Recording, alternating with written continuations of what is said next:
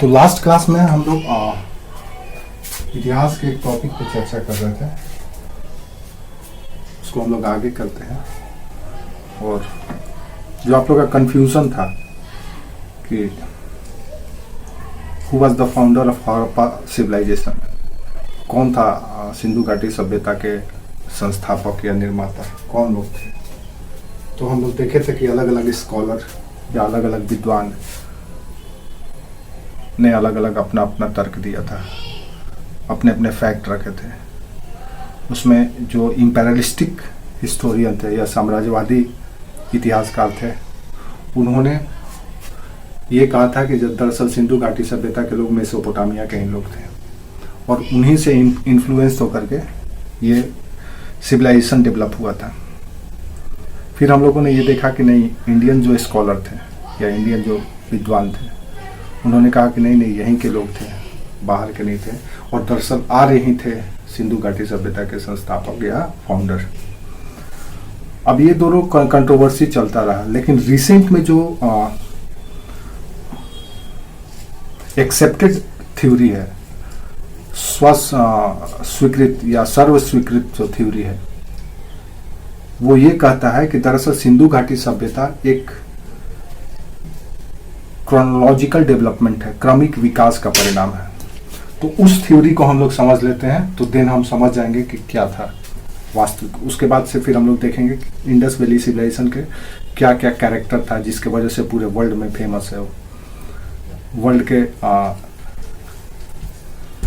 जो greatest civilisation है, ancient greatest civilisation, उसमें एक इंडस वैली सिविलाइजेशन भी है। महान सभ्यताओं में से एक सिंधु घाटी सभ्यता भी है।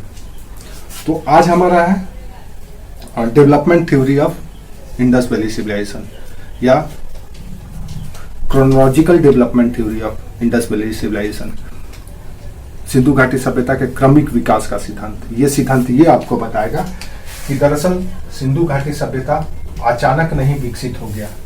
जो आप भारत, पाकिस्तान, अफगानिस्तान इन क्षेत्रों में देख रहे हैं इंडस वैली सिविलाइजेशन, ये अचानक नहीं डेवलप हो गया है, बल्कि इसका क्रोनोलॉजिकल डेवलपमेंट हुआ है। क्रोनोलॉजिकल डेवलपमेंट कहने का मतलब यह है कि पहले छोटे छोटे कल्चर या सिविलाइजेशन का विकास हुआ, वही डेवलप हो करके इंडस वैली सिविलाइजेशन के रूप में, अर्बन सिविलाइजेशन के रूप में विकसित हुआ या स्टेबल हुआ। ये हमारा एक तरह से एक्सेप्टेड थ्योरी है, स्वीकृत थ्योरी है, सभी लोग इसको स्वीकार करते हैं। न तो बाहर से आया है, न तो अचानक ही आर्यों के द्वारा इसको विकसित कर दिया गया, बल्कि ये कहा गया कि जो लोकल सिविलाइजेशन था, जो लोकल बस्ती थी, सेटलमेंट था लोकल, जो स्टोन एज में जो गांव बना था, जो गांव विकसित हुआ था स्टोन एज में, न्यूलिथिक पीरियड में, नवपाषाण काल में जो छोटे छोटे गांव बसना शुरू हुए थे, फिर चैल्कोलिथिक पीरियड में आगे और विकसित हुए, वही सारे गांव विकसित होकर के, डेवलप होकर के इंडस वैली सिविलाइजेशन के रूप में ग्रो किया। जैसे आज भी हम लोग देखते हैं कि कहीं भी पहले छोटे से क्षेत्र के रूप में विकास होता है, शहर का, अर्बन क्षेत्र का, गांव होगा, विलेज होगा, फिर कस्बा विकसित हो जाएगा, बाजार बाजार लगने लगेगा, फिर वही कस्बा बढ़ करके टाउन हो जाता है, शहर हो जाता है, और वही शहर या टाउन और बड़ा हो जाता है जब और ज़्यादा एरिया एक्वायर हो जाता है, उसमें और ज़्यादा लोग, भीड़ बढ़ जाता है, सारी सुविधाएं हो जाती है, तो मेट्रोपॉलिटन सिटी बन जाता है। तो सिंधु घाटी सभ्यता का विकास का कॉन्सेप्ट भी दरअसल यही है कि अचानक नहीं आया है और ना तो बाहर से आया, बल्कि यहीं के जो लोकल सेटलमेंट था, बस्ती था, वही धीरे धीरे ग्रो करके इंडस वैली सिविलाइजेशन के रूप में डेवलप हुआ है। अब ये कैसे हुआ है ये हमको समझ लेना है। ये थ्योरी दरअसल जो दिया गया, एक स्कॉलर है फेयर सर्विस, नाम याद रखिएगा, हिंदी में भी लिख देते हैं, इंग्लिश में भी लिख देंगे, फेयर सर्विस महोदय ने ही ये कॉन्सेप्ट दिया है। इन्होंने क्या बताया कि दरअसल इंडस वैली सिविलाइजेशन 3 चरणों में विकसित हुआ है। अचानक नहीं, ऐसा नहीं है कि डेवलप हो गया, अर्बन सेटलमेंट यहाँ पे शुरू हो गया। इन्होंने बताया कि इंडस वैली सिविलाइजेशन 3 चरणों में विकसित हुआ है। जैसे आपका जीवन भी कई चरणों में कंप्लीट होता है। जैसे शिशु अवस्था, जब आप जन्म लेते हैं, फिर बाल्यावस्था, फिर किशोरावस्था, फिर युवा अवस्था होता है ना, फिर अधेड़ अवस्था, फिर वृद्धावस्था। उसी तरह से इंडस वैली सिविलाइजेशन भी डेवलप हुआ है। तो इन्होंने बताया कि द हड़प्पन सिविलाइजेशन, हड़प्पा सभ्यता 3 चरणों में विकसित हुआ है। The Harappan civilization developed by 3 phases। First, अब ये क्या है, सेकंड क्या है और थर्ड क्या है, ये अपने आप में क्वेश्चन है, आपसे पूछा जाएगा। और ये 3 चरणों को याद रखेंगे तो हमको पूरी तरह से कॉन्सेप्ट क्लियर हो जाएगा कि क्यों हम इसको क्रोनोलॉजिकल डेवलपमेंट थ्योरी माने, क्या ये वाकई में सही है। तो पहला कहा जाता है द अर्ली या प्री हड़प्पन फेज, प्राक हड़प्पा सभ्यता, प्री हड़प्पन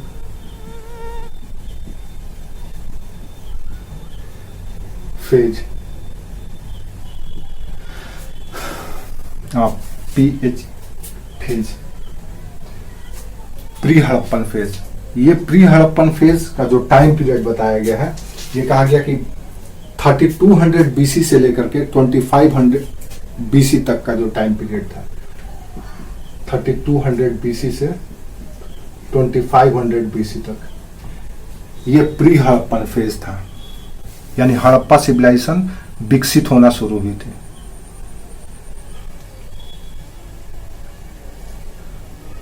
इसको हिंदी में प्राक हड़प्पा सभ्यता भी कहा जाता है, या इंग्लिश में इसको अर्ली हड़प्पन फेज भी कहा जाता है, या प्री हड़प्पन फेज भी कहा जाता है। ठीक है, ये टाइम याद रखिएगा, इंपॉर्टेंट है।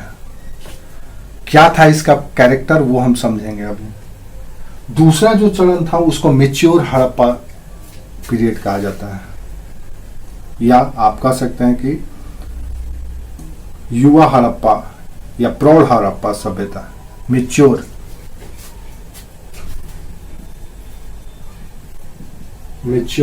हड़प्पन फेज।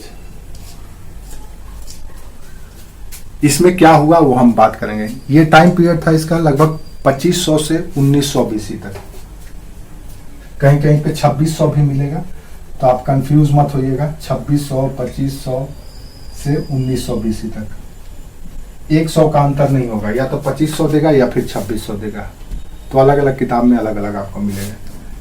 दूसरा फेज था, इसको प्रौढ़ हड़प्पा सभ्यता कहा जाता है। तीसरा जो फेज था वो था लेट हड़प्पा पीरियड या late Harappa phase. Late Harappa phase, या आप कह सकते हैं कि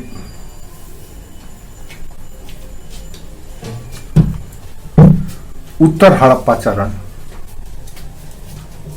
हिंदी में उत्तर हड़प्पा सभ्यता।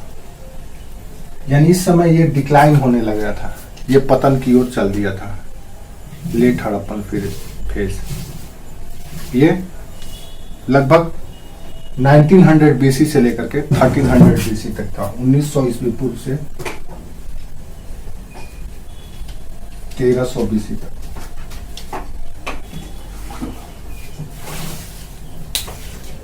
हो गया। अब इसी से हमको समझना है कि कैसे ये विकसित हुआ, कैसे ये अर्बन सिविलाइजेशन बना। याद रखो, अर्बन सिविलाइजेशन इसी समय का है। पहले चरण का जो रिप्रेजेंट करता है वो लोकल रीजनल जो कल्चर है, सोथी संस्कृति जिसको बहुत सारी संस्कृति है, सोथी संस्कृति, कुली संस्कृति, झूप संस्कृति, झांगर संस्कृति, छोटे छोटे रीजनल कल्चर है, वही डेवलप होकर के इंडस वैली सिविलाइजेशन के रूप में सामने आया। तो फर्स्ट फेज है रीजनल कल्चर, सेकंड फेज है अर्बन सिविलाइजेशन जिसको इंडस वैली सिविलाइजेशन करते हैं, और थर्ड फेज है जब इसका डिक्लाइन होने लगा, पतन होने लगा, जब ये पतन की ओर अग्रसर हो गया।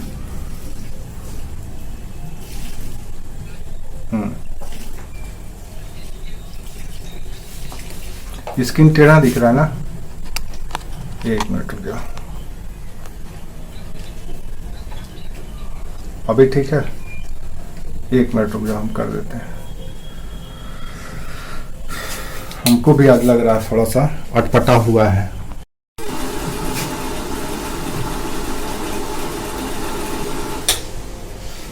अब हम लोग आगे चलते हैं और देखते हैं कि क्या क्या कैरेक्टर है इसमें। ये जो फेजेस है, 3 फेजेस, इन 3 फेजेस में कैसे डेवलपमेंट हुआ है। तो फेयर सर्विस ने इन 3 फेजेस को टोटल 5 फेजेस में डिवाइड किया, 5 चरणों में बताया कि कैसे कैसे ये इंडस वैली सिविलाइजेशन विकसित हुआ।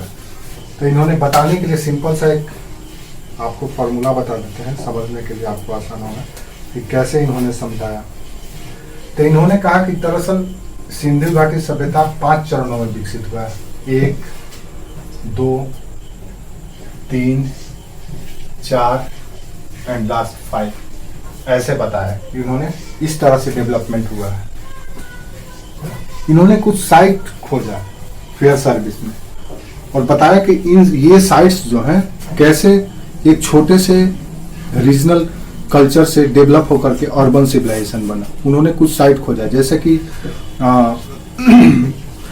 अफगानिस्तान का मुंडी गक, ये वो साइट है जो आपको प्री हड़प्पन से लेकर के मेच्योर हड़प्पन तक आपको मिलेगा, जहाँ पे प्री हड़प्पन कल्चर भी था, बाद में वो मेच्योर हड़प्पन कल्चर में कन्वर्ट हो गया। यानी जो प्राक हड़प्पा सभ्यता का केंद्र था, बाद में विकसित होकर के विकसित हड़प्पा के चरण में पहुंच गया।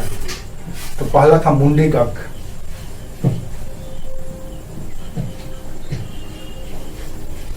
हाँ, हम अभी प्राक का ही बात कर रहे हैं, प्री हड़प्पन पीरियड की ही बात कर रहे हैं। पहला है मुंडी गक, ये नाम याद रखना है, मुंडी गक। दूसरा कीली गुल मोहम्मद, तीसरा राणा घुंडई। ये आपसे सवाल पूछा जा सकता है कि इनमें से कौन से स्थल प्री हड़प्पन पीरियड के हैं। तो पहला मुंडी गक, ये अफगानिस्तान में है। दूसरा है राणा घुंडई, तीसरा है कीली गुल मोहम्मद, राणा घुंडई। आप लोग ये सब नाम पहले सुन चुके हैं, ऐसा नहीं है कि पहली बार सुन रहे हैं।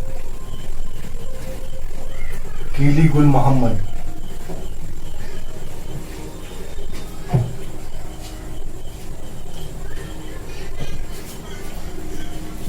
अब इंग्लिश मीडियम वाला एक आया है, उसके वजह से फिर हिंदी में भी लिखना, इंग्लिश में भी लिखना थोड़ा सा अटपटा होगा, लेकिन मैनेज कर लीजिएगा आप लोग।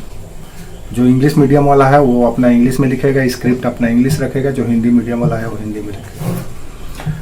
नेक्स्ट है डाबरकोट। डाबरकोट, ये जो साइट्स हैं ये प्री हड़प्पन पीरियड का साइट है। डाबरकोट,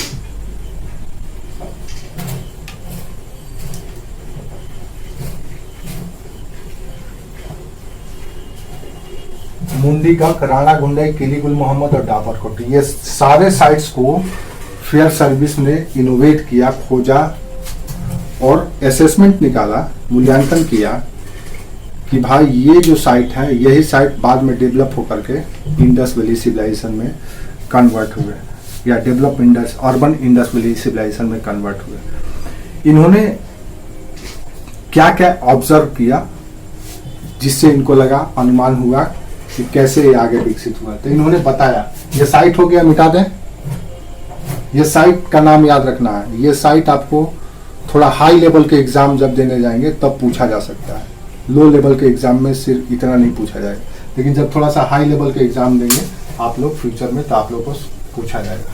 तो क्या क्या इन्होंने इनोवेट किया, वहां पे क्या क्या खोजा। सबसे पहले उन्होंने देखा कि यहाँ पे जो प्री हड़प्पन पीरियड है, वहां के लोगों का जो जीविका है, लाइवलीहुड, वो एनिमल हस्बेंड्री पे आधारित है, यानी जीविका का साधन यहाँ पे पशुपालन है। अब हम लोग बात कर रहे हैं कि प्री हड़प्पन पीरियड का जो फर्स्ट स्टेज है, या chronological development of Harappa civilization का जो फर्स्ट स्टेज है या फर्स्ट फेज है, उसमें लोग क्या करते थे।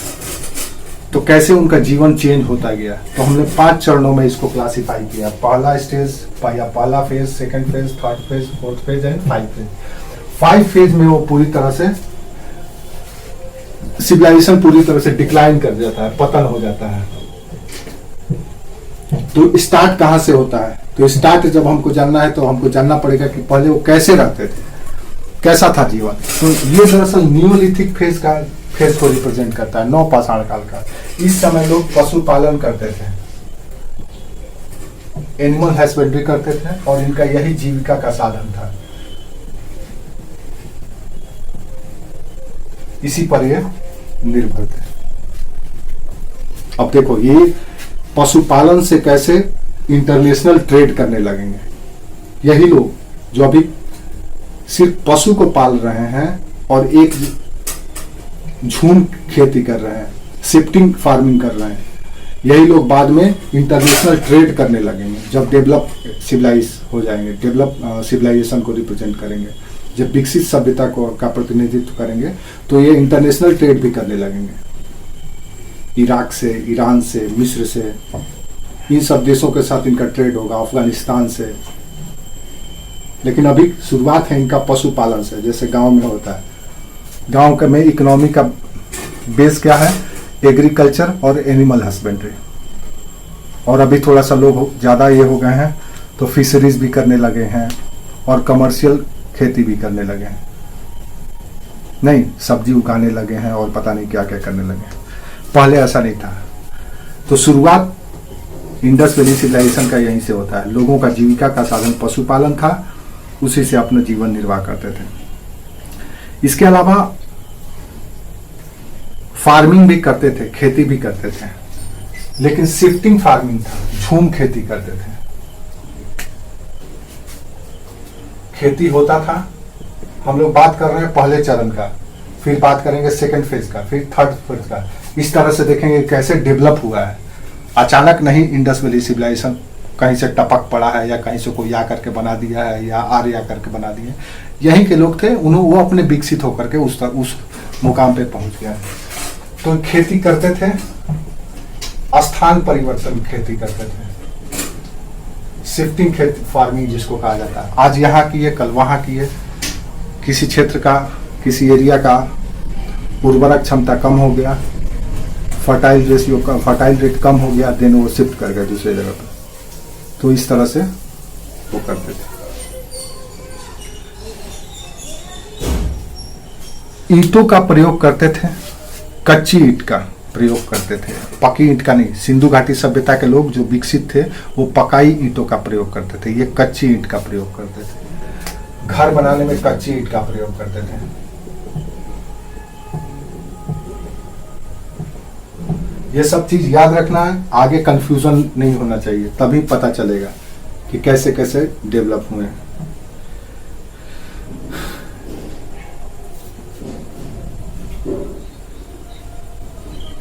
सिर्फ एक ही का है, सब हम सिर्फ अभी इसी का बात कर रहे हैं। दूसरा एक और बात याद रखिए कि जब यहाँ पे शिफ्टिंग फार्मिंग हो रहा था तो इसका मतलब ये था कि इन लोगों का जो सेटलमेंट था वो परमानेंट सेटलमेंट नहीं था, अस्थाई आवास नहीं होता था। 6 महीना साल भर इस जगह रहे या 2 साल यहाँ पे रहे, 3 साल रहे, जब तक आसपास की भूमि से उत्पादन हो रहा है। जब उत्पादन कम हो गया या लगा कि उनको अब ये अच्छा जगह नहीं है, देन वो शिफ्ट कर जाते थे। तो परमानेंट सेटलमेंट का थोड़ा सा अभाव है। आप लोग माइक ऑफ कर लीजिए और हम लोग आगे बात करते हैं। तो सेकंड फेज का क्या कैरेक्टर था या क्या चेंज या डेवलपमेंट आया, ये आप समझिए। इस समय जैसे हम लोग देखें कि डैम बनने लगा, परमानेंट सेटलमेंट शुरू हो गया, चाक पे मिट्टी के बर्तन या पॉटरी बनाए जाने लगे। इसी समय इंडस वैली सिविलाइजेशन में प्रॉपर तरीके से शव को दफनाया जाने लगा, यानी बॉडी को गाड़ा जाने लगा। एकदम सिस्टम सेटल हो गया कि जो भी मरेगा उसको दफन किया जाएगा। तो ये जो फ्यूनरल सिस्टम है ये यहाँ पे सेकंड फेज में शुरू हुआ, शव का दफन। अब इस फेज में हमको जो भी उस सोसाइटी या जो भी उस विलेज के लोग मिल रहे हैं, आफ्टर डेथ उनका बॉडी को गाड़ा जा रहा है जमीन के अंदर, भूमि के अंदर, ये यहाँ पे चेंज हुआ। एक और बात, यहाँ पे जो बुल है, सांड, कुबड़ वाला सांड, उसका अब समाज में, सोसाइटी में रिस्पेक्ट किया जाने लगा। सांड का, बुल का, कुबड़ वाला सांड, जो कि इंडस वैली सिविलाइजेशन में, बुल जो कि इंडस वैली सिविलाइजेशन में एक रिस्पेक्टेड एनिमल था, रिकॉग्नाइज एनिमल था। हर एक पवित्र जगहों पे, हर एक अच्छे जगहों पे उसका प्रयोग किया जाता था। उसका चित्र या फिगर आपको देखने को मिल जाएगा बुल का, जो कि बाद में हम लोग इसको शिव के नंदी के रूप में जानते हैं। तो ये इस तरह के प्रैक्टिसेस आपको इंडस वैली सिविलाइजेशन में सेकेंड फेज में देखने को मिलता है। अब ये सब चीज आप देखिएगा, जब डेवलप हो जाएगा तो सब कुछ मिलेगा आपको कहीं ना कहीं, थोड़ा थोड़ा चेंज के साथ, यानी कि ये क्रोनोलॉजिकल डेवलपमेंट को बताता है। अब यहाँ पे लोग एक और चीज मिलता है, यहाँ पे जियोमेट्रिकल फिगर भी मिलने लगता है, यानी ज्यामितीय, जियोमेट्रिकल या ज्यामितीय चित्रकारी शुरू हो जाती है। जैसे पोर्ट्रेट पे या कोई कहीं पे कोई मैसेज देना है, तो ये through this figure message are transferred या send by Harappan civilisation people. Harappan civilisation के लोगों के द्वारा कोई मैसेज अगर किसी को देना है, भेजना है, तो ये थ्रू इस पिक्चर के माध्यम से देने लगे। ये एक नया पहल था, और ये पहल था जियोमेट्रिक फिगर। जैसे कि मान लो कोई ट्रायंगल शेप बना दिए, या कोई लाइन खींच दिए, या क्रॉस बना दिए, इस तरह से चित्र हमको यहां से दिखाई देने लगता है। ठीक है। दूसरे चरण में सिंधु घाटी सभ्यता के लोगों के द्वारा ज्यामितीय चित्रों का प्रयोग शुरू कर दिया जाता है। जैसे सीधी लाइन, तिरछी लाइन, त्रिभुज, पाई या वृत्त, इस तरह के चित्रों का प्रयोग शुरू हो जाता है।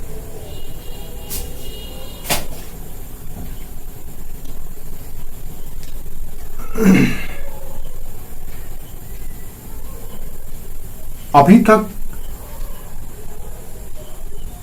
हम लोग सेकेंड फेज में इतना डेवलपमेंट देखें। अब थर्ड फेज में क्या होता है? अब स्वाभाविक है कि थर्ड फेज थोड़ा सा और स्मार्ट होगा। अब आप देखिए कि जो फर्स्ट फेज और सेकंड फेज का जो साइट है, वो अभी प्रेजेंट का इंडिया में नहीं है, वो अफगानिस्तान और पाकिस्तान का साइट है। अब हमको इंडिया में भी साइट मिलने लगेगा, और वो जो इंडिया वाला साइट है, that is more important site, वो बहुत इंपॉर्टेंट साइट है। और वहां से सवाल पूछे जाते हैं कि which is the pre Harappan period site, कौन सा प्राक हड़प्पा सभ्यता का केंद्र है। तो अभी तक हमको सिर्फ पाकिस्तान का और अफगानिस्तान का साइट के बारे में हम लोग सुने कि वहां पे फर्स्ट स्टेज डेवलप हुआ, सेकंड स्टेज डेवलप हुआ। अब थर्ड स्टेज, आखिर में पाकिस्तान और अफगानिस्तान में ही फर्स्ट स्टेज और सेकंड स्टेज क्यों डेवलप हुआ, तो आपको थोड़ा सा फ्लैशबैक में जाना पड़ेगा और नियोलिथिक एज पढ़ना पड़ेगा, जो हम लोग पढ़ चुके हैं। आप देखेंगे कि नियोलिथिक एज की शुरुआत उधर से ही हुई है, लास्ट में साउथ में हुआ है, बहुत लेट से हुआ है। नवपाषाण काल की शुरुआत दक्षिण भारत में बहुत लेट से हुआ। तो तीसरा चरण, थर्ड स्टेज में क्या होता है, अब हम ये देखते हैं।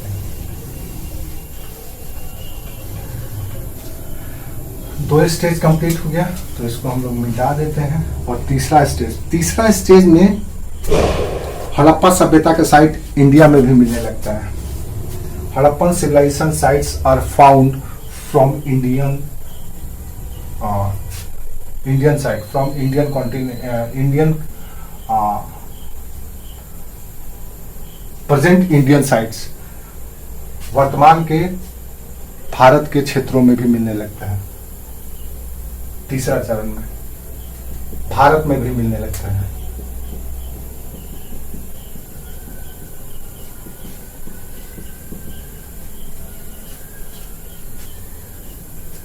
जैसे आप देखेंगे कि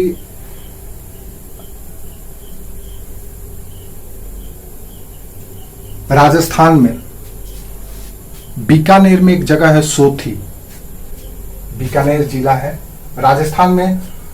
दो महत्वपूर्ण जगह है जहां पे प्री हड़प्पन साइट का खोजा गया है, प्री हड़प्पन साइट खोजा गया है। एक है बीकानेर जिला राजस्थान में, आप लोग सुने होंगे बीकानेर। बीकानेर जिला में है सोथी, SOTHI सोथी। और दूसरा है गंगानगर, श्री गंगानगर जिला, ये बॉर्डर जिला है श्री गंगानगर।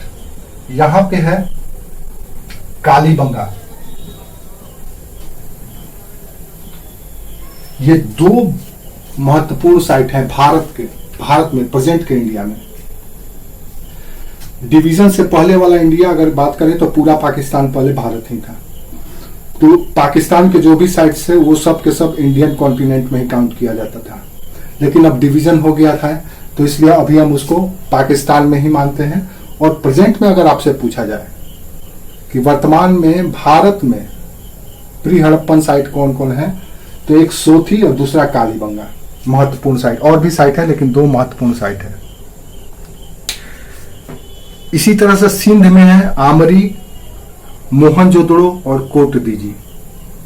सिंध में तीसरे चरण की हम बात कर रहे हैं, सिंध में ही है आमरी, मोहनजोदड़ो और कोटदीजी। ये तीनों के तीनों सिंध में है, सिंध प्रोविंस। अब पाकिस्तान में है, ये इंडिया में नहीं है। आप सुने होंगे जो नेशनल एंथम गाया जाता है जन गण मन, उसमें सिंध का नाम आता है।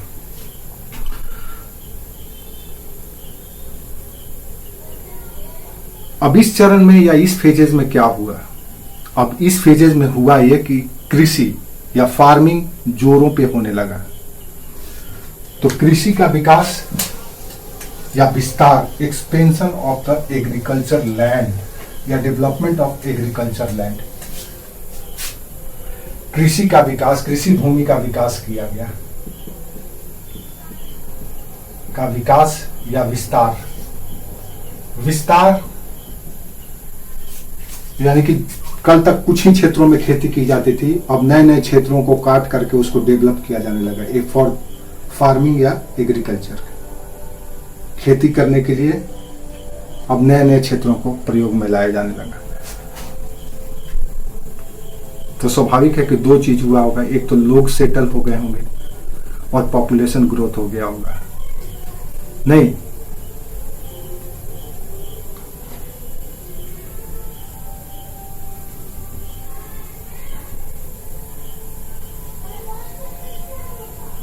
इसी चरण में थर्ड फेज में एक बड़ी अनोखी चीज मिलती है, वो है सेफ्टी वॉल का डेवलपमेंट। जैसे जो सिंध का कोटदीजी है, कोटदीजी में हमको क्या दिखता है कि इस जगह को या इस बस्ती को, इस कॉलोनी को चारों ओर से इस तरह से सेफ्टी वॉल से घेरा जाने लगा, सुरक्षा प्राचीर से या किला के रूप में उसको घेरा जाने लगा, ताकि बाहर के लोग इन्वेडर के रूप में ना आए, दूसरे पड़ोस के लोग या कोई बाहर के लोग इनके क्षेत्रों में आकर के कब्जा ना करें।